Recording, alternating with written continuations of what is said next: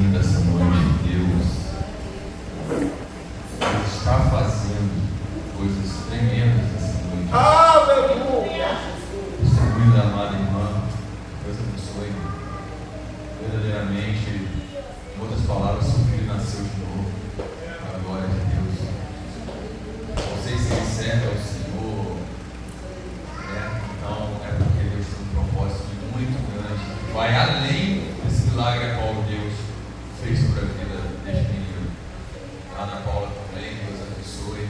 Isso tudo é fruto de busca, irmãos. Isso tudo é fruto de corações voltados para Deus, de sinceridade na obra do Senhor. Eu quero compartilhar com os amados irmãos. Eu não irei tomar muito tempo dos irmãos. Eu quero apenas passar o que Deus colocava no meu coração. Abra sua Bíblia, por gentileza, no Evangelho de Lucas, no capítulo de número 15. Glória a Deus. Evangelho de Lucas, capítulo de número 15.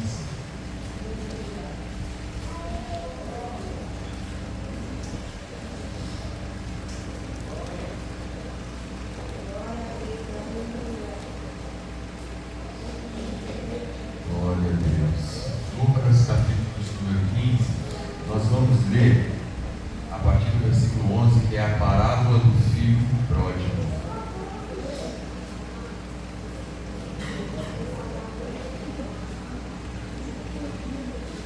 Engraçado, pastor, quando eu cheguei aqui, eu pensei comigo assim: se eu receber uma oportunidade, ou até mesmo se eu vou pregar, vou trazer a passagem que fala no posto, a porta do templo.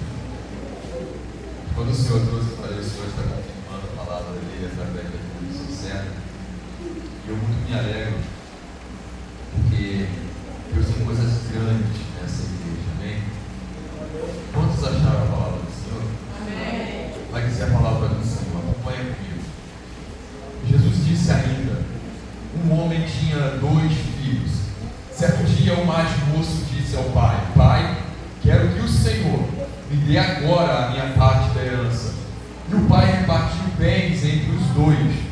Poucos dias depois, o filho mais moço ajuntou tudo o que era seu e partiu para um país que ficava muito longe. Ali viveu uma vida cheia de pecado e desperdiçou tudo o que tinha.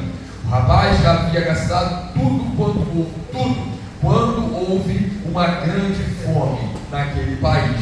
E ele começou a passar necessidade. Então procurou um dos moradores daquela terra e pediu ajuda. Este o mandou para a sua fazenda a fim de tratar dos porcos. Ali, com fome, ele tinha vontade de comer o que os porcos comiam, mas ninguém lhe dava nada. Caindo em si, ele pensou: quantos trabalhadores do meu pai têm comida de sobra, e eu estou aqui morrendo de fome. Vou voltar para a casa do meu pai e dizer: Pai, pequei contra Deus e contra o Senhor, e não mereço mais ser chamado de seu filho.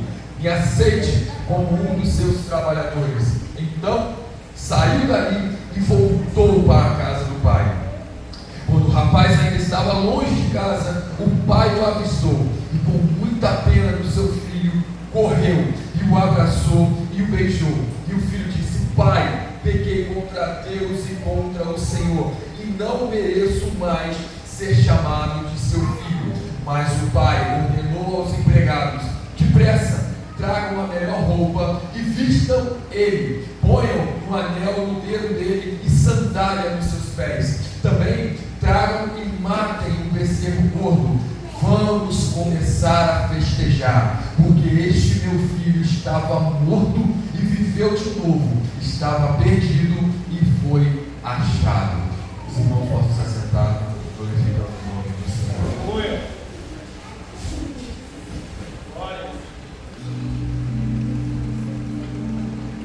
Irmãos, nós estamos diante do capítulo 15, diante da terceira parábola dentro do capítulo 15. Se você observar bem, ela começa com a parábola da ovelha perdida, depois ela dá seguimento com a parábola da dracma encerra com a parábola do filho pródigo. Percebam só uma coisa, Ana Paula: 3 parábolas que vai enfatizar 3 formas de perdição: a dracma, a ovelha e o filho. Percebam bem que na parábola do filho pródigo, o pai, ele 2 vezes, ele afirma que o filho dele estava morto e perdido. Isso aqui começou a mexer comigo de uma forma, por quê? Nós vamos entender isso aqui. É um filho caçula que, em dado momento da sua vida, talvez já atingiu uma certa idade, tem direito à herança. Então, por ter esse direito, ele chega ao pai e fala: olha, pai, chegou o momento, em outras palavras, eu quero usar minhas palavras aqui para a gente poder entender um pouquinho mais clareza. É como se ele chegasse para o pai e falasse: pai, chegou o momento e eu preciso da minha herança. A forma como o filho ia gastar a sua herança, pastor Daniel, não importava. Uma coisa o pai sabia: que o filho iria gastar, iria ter uma vida dissoluta, mas ele iria voltar. O pai sabia que o filho ia voltar. Em momento algum, você pode ler essa palavra, pode meditar, você não vai encontrar, Rogério, nessa história, um pai desesperado. Um pai talvez preocupado, sim, pelo teu filho ter ido embora, porque o pai já sabia tudo que o filho ia passar, mas em nenhum momento o pai deixava de amar este filho. Em nenhum momento o pai simplesmente, pastor, fechou as portas para o filho. A Bíblia vai dizer que o filho vai, recebe a herança do seu pai, ajuda tudo o que ele tem, e ele vai para uma terra. Na sua Bíblia vai dizer uma terra longínqua. Aqui diz um país bem longe. E quando ele vai para este lugar, perceba uma coisa: ele vai ser vestido missionário. Não há um partido na vida desse filho. Simplesmente ele pega o dinheiro, coloca no seu bolso, junta as suas coisas e vai. Vai para onde? A Bíblia vai dizer: uma terra distante, um país distante, uma terra, André, longínqua. A Bíblia lá não vai enfatizar, não vai dizer nada sobre este lugar, sobre as pessoas, qual a vida o filho teria. Só que lá na frente, o filho, Rubia, começa a gastar. Ele começa a gastar com as meretrizes, com as prostitutas, com as bebedeiras, com a vida dissoluta de pecado. A Bíblia é bem clara dizendo que ele gasta a sua vida que ele tem com a vida de pecado. Em dado momento da sua vida, o filho perde tudo. Isso aqui é muito interessante, porque no momento em que o filho gasta tudo, pastor, não tem mais economia, não tem mais nada para gastar, a Bíblia vai dizer que naquela mesma terra levanta-se uma grande fome, uma grande tribulação, uma vida difícil. Agora, alguém que saiu de casa, alguém que sem destino algum, coloca no seu coração: chegou o momento de curtir a minha vida. Isso vai muito para vocês, jovens. Cuidado com aquilo que o seu coração projeta. Meu Deus! Porque o coração, ele é enganoso. O filho aqui projetou tudo. Vou lá fora, vou gastar, vou me divertir. Chegou o momento de viver. Sabe quando um leão sai de uma jaula que devora tudo? É como esse filho. É como esse moço, como esse jovem. Então agora que gastou tudo, perdeu tudo ali, cara, ele cai em si. Isso aqui vai mexer um pouquinho com a gente, porque a gente é assim muitas das vezes como esse filho. Chega um momento que a gente, sabe, a gente já está saturado de tanta coisa, a gente já vai desanimado com tanta coisa, a gente parece que já não crê mais em muita coisa, e a gente olha assim e fala: chega! O que esse filho fez nessa passagem foi um basta em estar ali, sabe, debaixo da proteção do seu pai, debaixo da mesma casa, debaixo da tutela do seu pai. É alguém que olhava e tinha sonhos, irmão, alguém que olhava e tinha prazeres, sabe, escondidos no seu coração, que ele precisava viver. Só que interessante é que nada acontece na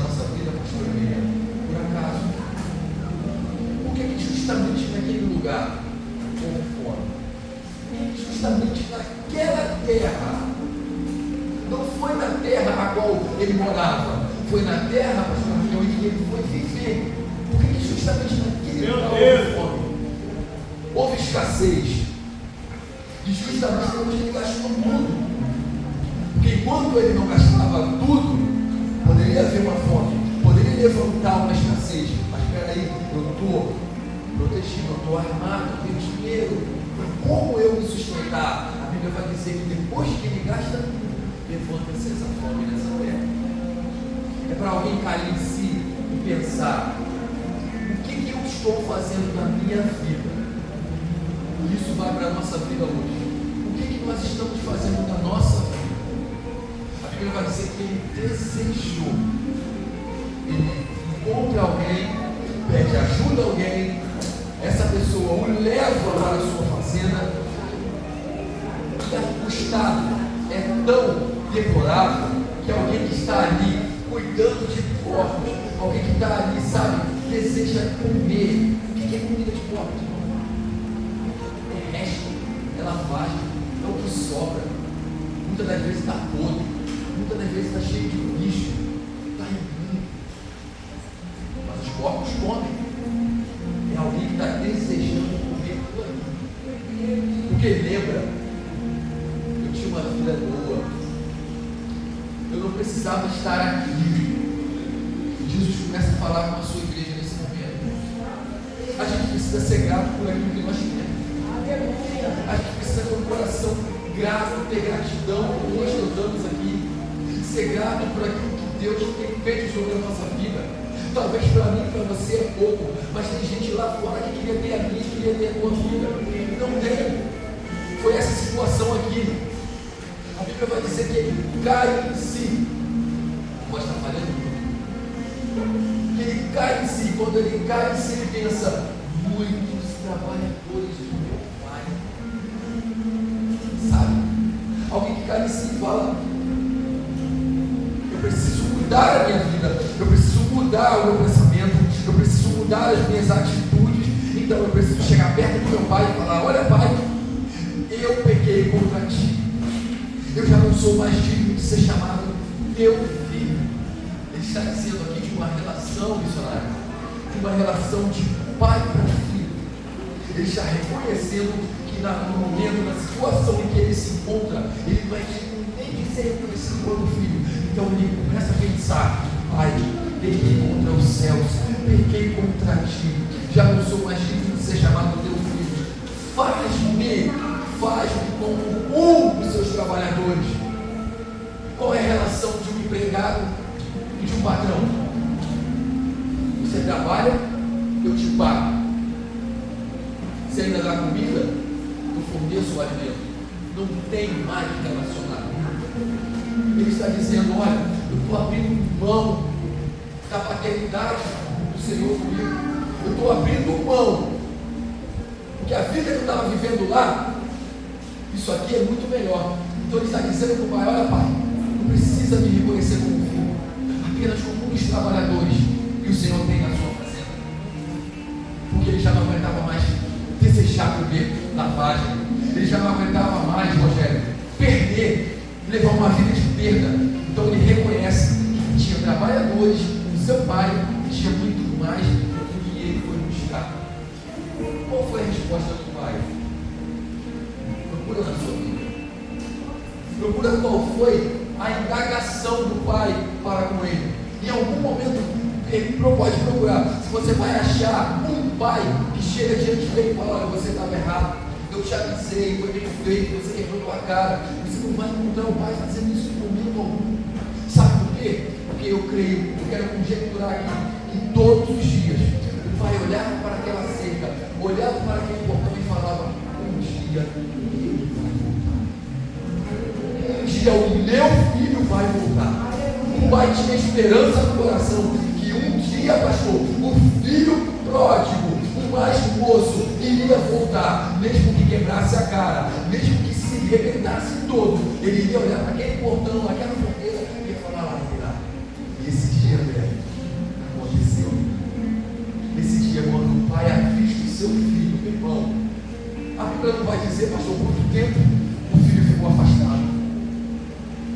Mas o uma coisa, ela vai dizer que quando o pai assiste o seu filho, ele está de braços abertos, pastor. Aleluia! Porque a Bíblia diz que quando o filho se aproxima, depois de dizer tudo isso, depois de descer na presença do pai, depois de reconhecer tudo que fez, o pai o abraça, o pai o beija. E dá uma ordem aos empregados: olha, traga a melhor roupa, a melhor veste, traga um anel. Anel é honra. Traga um anel e as sandálias. Alguém que estava descalço, peregrinando, pelejando, perecendo, agora alguém tem sandália nos pés. Não era qualquer empregado, pastor, que tinha sandália para vestir. Não era qualquer um, amiga, que era vestido das melhores vestes. Então ele está dizendo que agora pega o bezerro, na sua Bíblia vai dizer o bezerro cevado. Aqui está dizendo bezerro gordo, é fartura, meu irmão. Quem um dia comeu lavagem, agora vai comer o bezerro cevado, vai comer o bezerro gordo. É um coração que sabe perdoar. Meu Deus. É um coração que entende. Não era o momento do meu filho sair, mas ele foi. Mas em momento algum eu deixei esperar. Aí a Bíblia vai dizer que levanta-se uma festa, todos comemorando. O filho mais velho, aquele que tem, sabe, mais entendimento, mais sabedoria, aquele que a Bíblia vai dizer, você pode ler, que nunca rompeu os mandamentos do seu pai, nunca desobedeceu às ordens do seu pai. Ele escuta todo aquele festejo, ele pergunta: o que está acontecendo aqui? Você não está sabendo? O teu irmão, cara, o teu irmão que estava perdido, que foi embora, voltou, e seu pai está fazendo uma grande festa. Meu Deus! Aleluia! O coração daquele irmão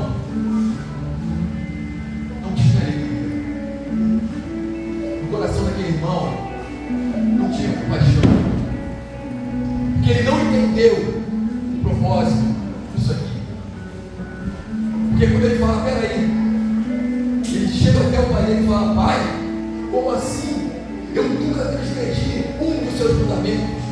Eu nunca o abandonei. Eu nunca saí de perto do Senhor. Aqui ele está falando de proteção. Ele está dizendo: eu sempre protegi o Senhor como o filho mais velho.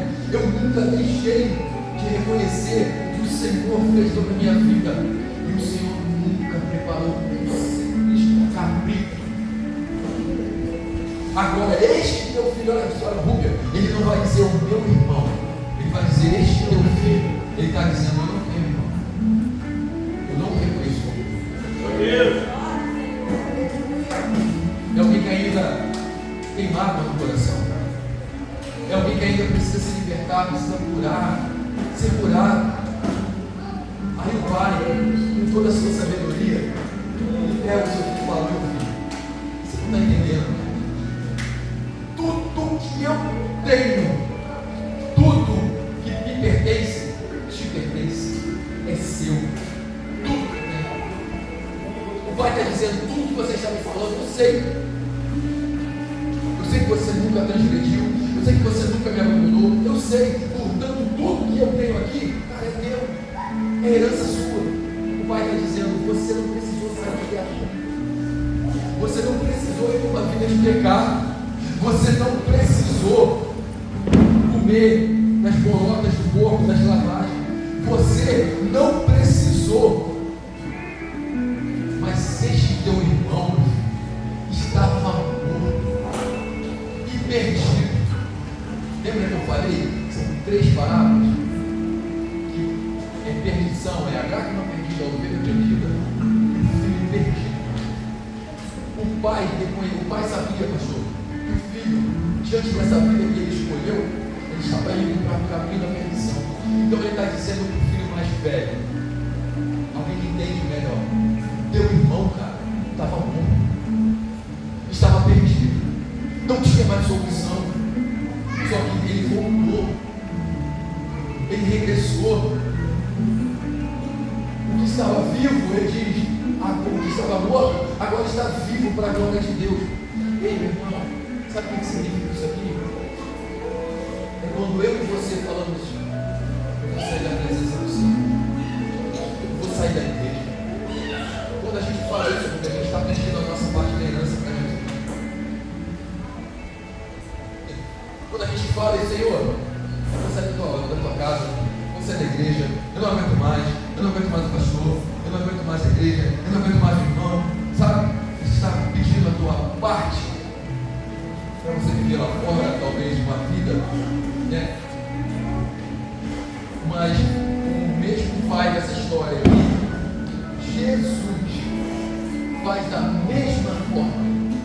Quantos aqui não saíram da presença do Senhor? Eu ainda não saí, nem pretendo. Mas quantos aqui já não saíram da presença do Senhor? Devido a tanta luta, tanta coisa, sabe? Tanta palavra. Meu irmão, eu vou te dizer uma coisa nessa noite aqui, você não se escandaliza. Uma das coisas que mais coloca pessoas para fora é a palavra. Palavra que as pessoas liberam. Às vezes um gesto, pastor, não machuca tanto quanto uma palavra maldada, uma palavra que amaldiçoa, uma palavra que nos amaldiçoa, sabe? Que deixa a gente listado, sabe? Igual um lixo. Muitas pessoas hoje são feridas por isso, em palavras. Sabe? Só que quando a gente resolve voltar, vou na igreja. Se Jesus falar comigo, eu volto. Se Jesus falar comigo, eu aceito novamente. Sabe qual é a atitude de Jesus? Lá nos céus, a Bíblia vai dizer que tem festa. Te lembra de uma coisa? Festa no céu. Festa no céu, te lembra de uma coisa que nós temos nessa noite? O Pai fez uma festa para o Senhor. E é isso que a gente faz lá no céu, com o Senhor, que pecado se arrepende, e volta para os caminhos dele. Há uma festa na palavra. Há uma festa. Sabe? Quando eu estava lendo isso aqui, já preguei outras vezes, o que o Senhor colocava no meu coração não é que isso não viesse a acontecer, seria muito bom, mas não é pecado nenhum se afastar da presença do Senhor. Jesus não culpa ninguém por sair da presença dele. Presta atenção, eu não estou falando heresia. Você não vai encontrar Jesus acusando ninguém porque saiu da presença dele. Judas comia na mesa com ele, partilhava do pão, comia do vinho. Mas ele sai da presença do Senhor para cumprir o propósito. Em momento algum você vai achar na sua Bíblia Jesus culpando e julgando Jesus. A Bíblia vai dizer que quando ele se depara com Judas, ele só diz, só olha para Jesus e fala, pode fazer o que você tem que fazer. Eu estava com o coração sangrando, mas em momento algum ele chama Judas, sabe? Ele julga Judas pela verdade. A consciência de Judas é que leva ele para aquela situação. Porque quando ele cai em si, olha só, as coisas mais importantes. Quando Judas cai em si, aquelas 30 moedas dele já tinha perdido até pelo caminho. Judas já sabia que já não tinha mais valor, mas era tarde demais. Bom, a gente se afasta da presença do Senhor. Então, a gente deixa de buscar a face dele. Chega um momento que a gente cansa, chega um momento que a gente se fadiga, chega um momento que a gente não aguenta mais, e a gente toma uma decisão e sai da presença do Senhor. Muitos nos julgam, família nos julga, filho, pai, mãe, amigos, muita gente nos julga. Mas quando a gente volta, o Pai está de braços abertos para nos receber novamente. Como o Pai dessa história, dessa canção. Eu quero finalizar aqui. Nós estamos vivendo os últimos dias da igreja na terra. A gente tem visto tanta coisa, falta de amor, tanta coisa, sabe? E em momento algum você vê Jesus, ainda que pobre, ainda que venham. Jesus cobra a igreja dele na terra, pastor. Ainda que tudo isso aconteça, você não vê o Pai te abandonando virtualmente. Testemunho da irmã foi muito forte. É para edificar a minha e a tua fé essa noite. Uma criança, um jovem, você que entra embaixo do trem, sabe? Está vivo para a glória de Deus. Que Deus é esse, meu? Que Deus é esse, sabe? Quando eu olho um testemunho desse, mano, eu vejo que eu tenho que melhorar muito. Eu vejo que eu tenho que ser muito crente. Tão pouco eu deixo de crer. Por tão pouco eu deixo, sabe, as coisas me sufocar. Quando um Deus que em 2025 opera milagre, opera cura, um Deus imutável, um Deus que não muda, mesmo que as minhas e as suas atitudes mudam, Ele não muda. Então quero te dizer uma coisa nessa noite, meu irmão. Continua firme com o Senhor. Eu sei que está difícil, eu sei que não é fácil, mas uma coisa eu tenho certeza: os dias estão se findando, está acabando. Vai chegar um momento que isso aqui não vai mais existir, não vai ter mais público para ele subir, não vai ter mais microfone para trás, não vai ter mais bateria para tocar, não vai ter mais guitarra para tocar, não vai ter mais cadeira para sentar, mas vai ter uma glória eterna, vai ter céus, vai ter anjos nos servindo, vai ter uma glória que a terra ainda não viveu. Então vale a pena, meu irmão, mesmo chorando, mesmo, sabe, sangrando, mas vale a pena. Amém? Se coloca sobre seus pés, em nome de Jesus. Eu quero só fazer uma oração.